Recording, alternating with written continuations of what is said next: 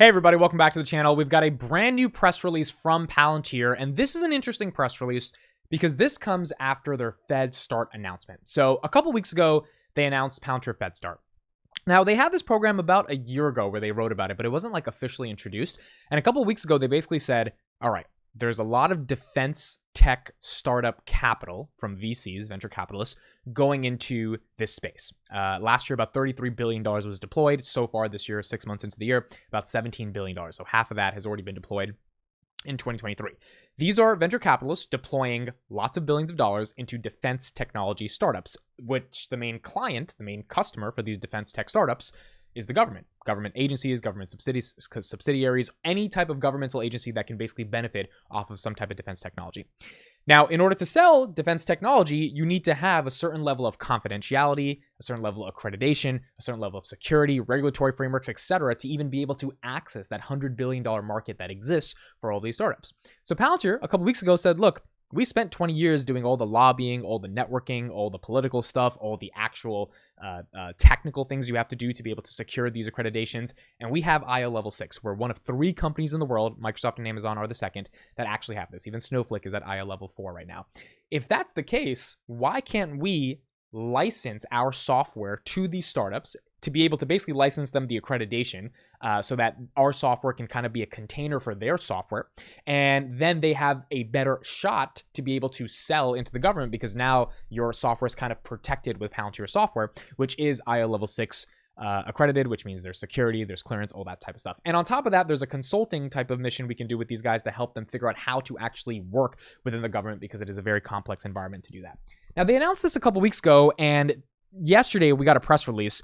Bloodhound Enterprise from Spectre Ops available to governmental agencies through Palantir's Fed Start offering. So they have announced either their first public startup that is now working on the newest product they released just a couple weeks ago to be able to sell into the government, which means to me, I think they had a bunch of clients lined up for a while. They got everything in order, and then they officially announced the product and then were able to announce clients. So let's read a little bit of this. Through this partnership, Palantir Fed Start, a SaaS offering that helps that helps accelerate federal go-to-market by enabling companies to run their products within Palantir's secure and accredited environment, will facilitate Spectre Ops to deliver its enterprise-grade defense solution to government agencies. By leveraging Palantir's experience working with the government and expertise managing secure cloud software, Fed Start supports companies to be FedRAMP and IL5 compliant very quickly and can enable accreditation in weeks at a fraction of the traditional paths. They mentioned in their blog a couple weeks ago that you have to pay $1 million just to even start the process of accreditation. So it's not the easiest thing in the world to get started. Now, Spectre Ops Bloodhouse Enterprise is an attack path management security solution for Microsoft Active Directory and Azure AD, designed to help organizations proactively and continuously identify, manage, and remediate millions of AD attack paths. The company gives IT ops and SecOps professionals the tools needed to dramatically and measurably improve their AD security posture with minimal effort. They recommended the use of Bloodhound, an open source tool from Spectre Ops related to Bloodhound Enterprise. Bloodhound Enterprise with FedRAMP allows quicker adoption for those agencies seeking to secure their AD or Azure AD environments. The average governmental agency will have to spend tens of thousands of AD attack paths, making them an attacker's easiest, most reliable, and most effective method to deploy malware or carry out cyber espionage without being detected. It's essentially cybersecurity solution software for the government in various different agencies within certain subsets of different attacks that are happening. So in terms of AD attack paths, this is a startup that has raised $33 million to be able to attack this very specific market.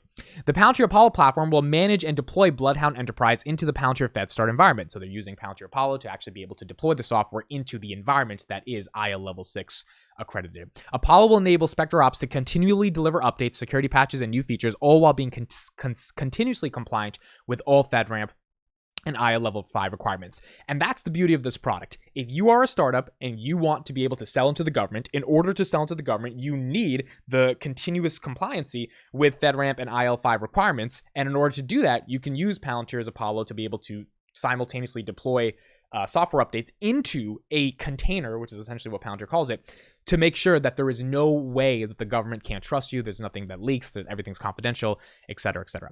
Akash Jain, president of Palantir USG, says, we created Palantir FedStart with the goal of enabling companies to reduce friction and deliver solutions to the government at the speed of innovation.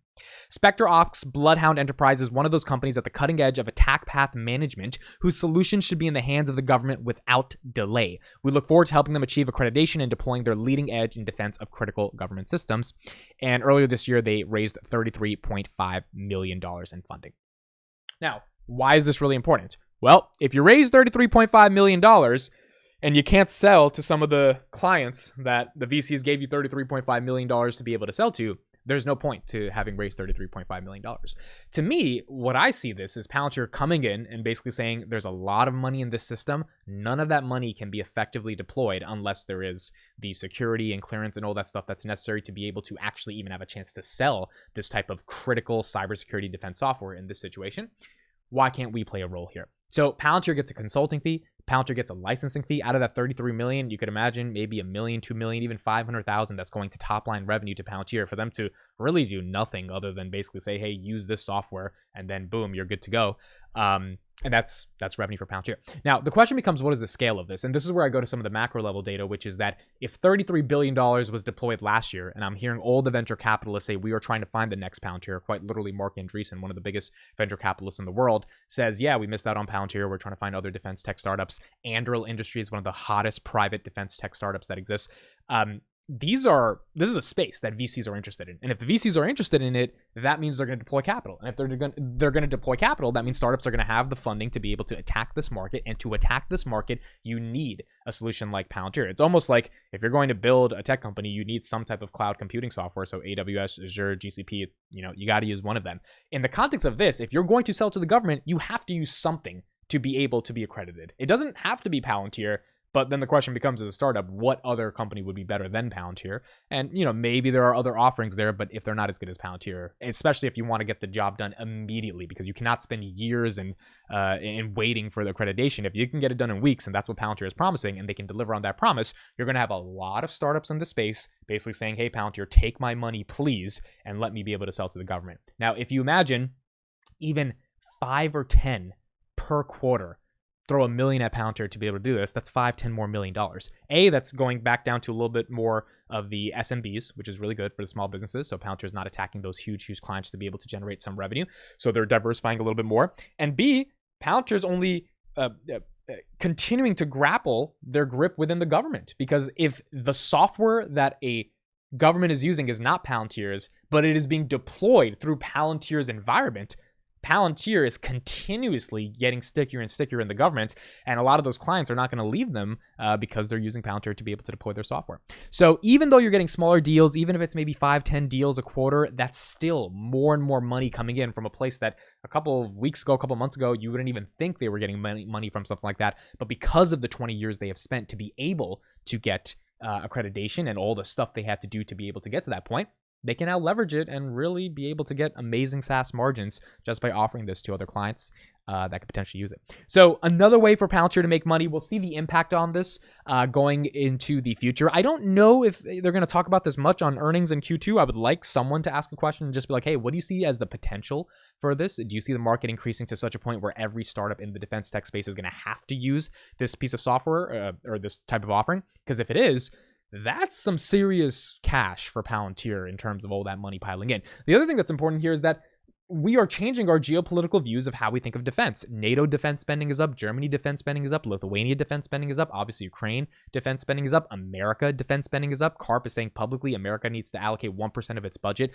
from the DoD just to software. If that is going into software companies, and a lot of these software companies can't access that unless they have something like FedStart from Palantir, indirectly, that again comes back to Palantir making the moat for government revenue even stickier. So if there's some bad commercial quarters here and there, you've got some government revenue to back it up. So those are my thoughts. Let me know what you guys think. Palantir FedStart offering seems pretty cool, and it seems like so far they have a client and they're getting to use them, and we'll see how many more clients they can get in the future. Thank you guys so much for listening and watching. I'll see you in the next one.